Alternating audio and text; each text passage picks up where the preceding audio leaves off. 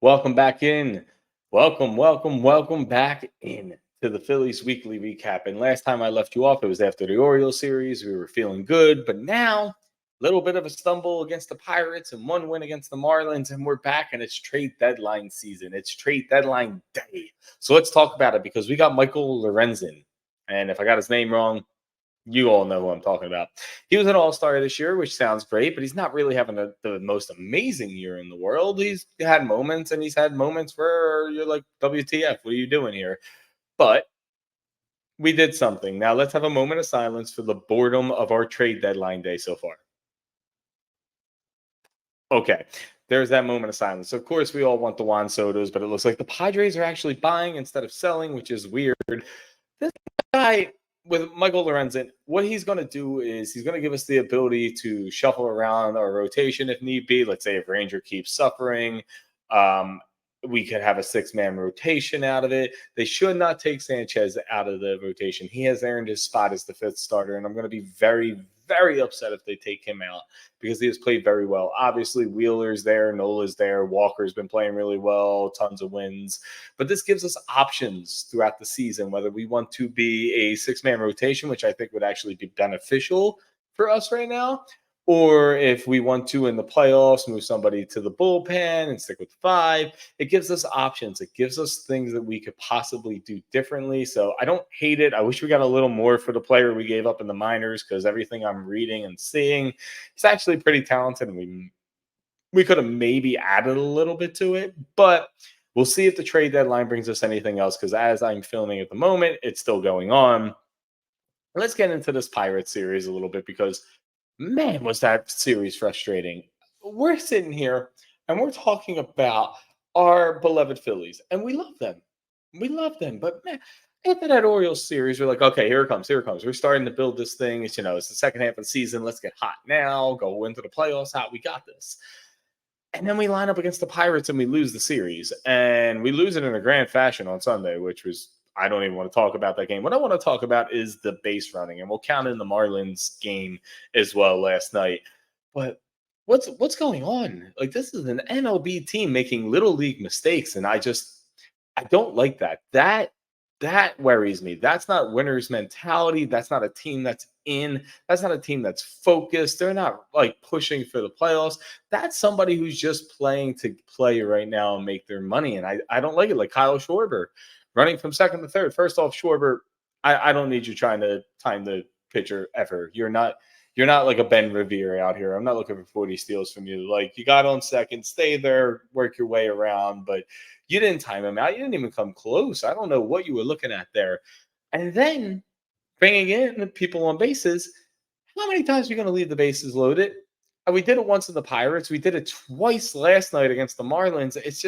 It's wild to me that happens. And we had 4 walks in 2 innings, the first 2 innings last night against the Marlins, and no runs. We can't do that.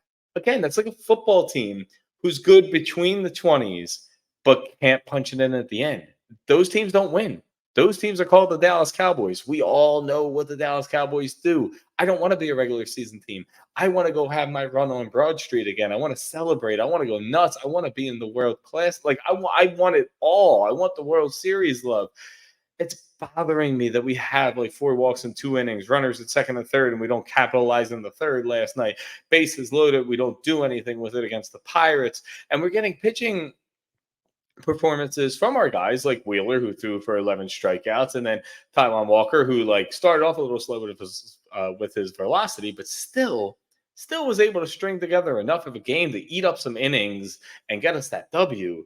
I don't understand what we're doing. I don't understand what the coaches are doing in this moment. It's frustrating. You're a Major League Baseball player and a Major League Baseball coach, yet fans like us are sitting back saying, like, what the hell? Stop making base running mistakes, Kyle Schwarber. Stop rounding third when you shouldn't do it. Stop getting picked off at second. And I'm blanking on who it is. I'm just going to say Alec Bohm. I might be wrong. Stop getting picked off at second and forcing Bryce Harper to go home to go home from third, when even though Bryce Harper should just ran back to third and let the guy behind him get out.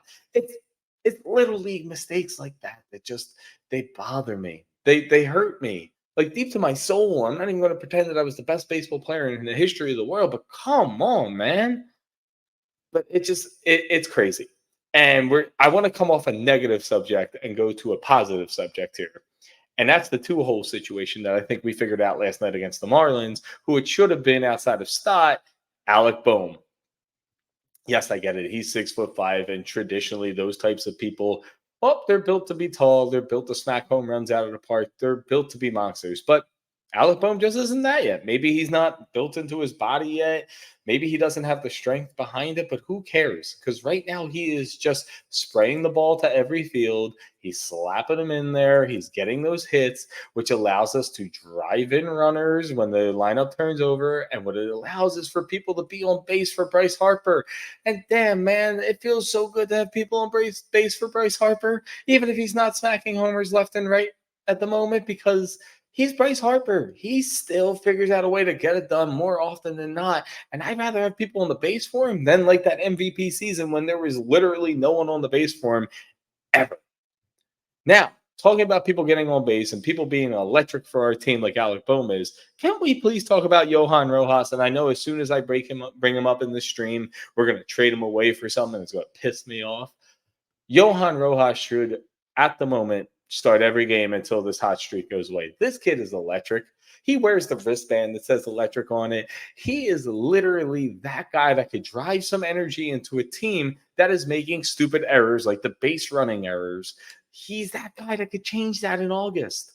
He's out here. He's getting hits. His quote unquote issue is his offense, but he's getting hits.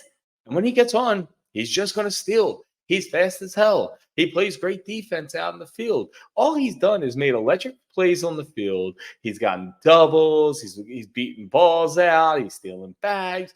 All he does is drive the energy of not just the players, but of the fans. And we're having the most home games in the MLB in the month of August. That's important. You get us crazy Philadelphians into this. You get us screaming, ring the bell, and singing the Harry Callis songs and dancing on my own. This vibe of this team, this whole playoff race, this town, it just amplifies. And he's a guy that could do that for us. And I don't understand what the heck is going on that he's not in every game and why I'm seeing Jake Cave this much. But I can't see Jake Cave this much. And Jake, I know you made up for it with a nice bunt, but the hell are you swinging on the first pitch when the last two guys were walked before you last night? I don't understand why he keeps getting put in. It needs to be Brandon. It needs to be Nick. It needs to be Johan. I'd rather have Nick in the lineup than Jake Cave, even with Nick struggling. And maybe that's just me. But we'll finish this up very easily with Trey Turner. He got a hit last night. He got a run. He's in the seventh hole. I don't think he stays there all season, but I don't know if he gets the 2-hole back. And I get it. He's not your traditional like 5-6, but maybe you put him above JT if he starts hitting well and you move JT down because he's not really going at it yet either. And I like that his teammates are still behind him. He made a great play at shortstop. Slid, got the ball, spun, threw it to first. And I want to say it was Brandon Marsh comes like running up to him, and they're all hyped. They're all excited. All they want to do is see this guy break this slump, because if this guy breaks this slump, even if it's real late and we somehow squeak into the playoffs, but he goes in hot, oof, that's going to be rough for teams. We're going to have him. We're going to have Bryce Harper, Nicky C, JT Realmuto. You all know the lineup. So it's important that we get him going. I know that we think he's automatically just 2022 Nicky C, and maybe he is. But players to that caliber always have the ability to finally figure out. And when they figure it out, it's usually a light switch. It does not go back right away. And we get a hot streak from a really talented player. So I think putting him at the 7 is a very good idea right now. My only concern that I saw over the last few days, outside of the base running and everything we talked about, is Walker's velocity. Now he's strung together the innings. He got the win. And from what I'm reading, that place is really cold. It kind of messes with pitchers sometimes when they have the roof closed against the Marlins. I worry a little bit. I don't want him to fall apart because he's actually one of my favorite parts of our rotation right now, because I can't really trust Aaron Nola all too much. I need him to be powerful. I need him to be strong. But we'll see how this goes. Now we have to finish up the series here with the Marlins. It's a huge series. They're obviously neck and neck with us for the wild card positioning. Obviously, NL East rival that we seem to struggle to beat every year. But this is an important series. I don't want to split it. We need to win this series, and it would have been beautiful to sweep the Pirates like we were supposed to do, and then come in and beat Miami 3-4 at least. But can't go into the past. We got to take 3 or 4 here. Let's hope that we go out and get a right-handed bat because, man, does our lineup miss somebody like a Reese Hoskins. I don't know who it would be, to be honest with you, but I'll take anybody. It doesn't look like we're going to go after any more pitching with getting Michael Lorenzen, but let me know what you think of our Phillies this past week. Does this scare you? Does the slide against the Pirates worry you? Do you like the trade deadline move? Are you upset that we didn't do more? Because I kind of am, and I know you can't hit a home run every year, but we have a very small window with all these players. I would have pushed the chips in somehow, but again, I'm not a GM, so what do I know? I want to thank you for coming in. I want to thank you for listening to me. I want you guys to come in with me. So if you like this show, comment on it. If you're a Phillies fan, I want to get you on it. I want to hear some outside sources. I want to hear people talking about it. I want to see if everybody loves Grayson Stott like I do or gets mad at the base running like I do. But we got a great team on paper. Now they just need to get their heads in the damn game and figure it out. Remember to go like, comment, share this thing, and we'll be back soon to talk more Phillies next week.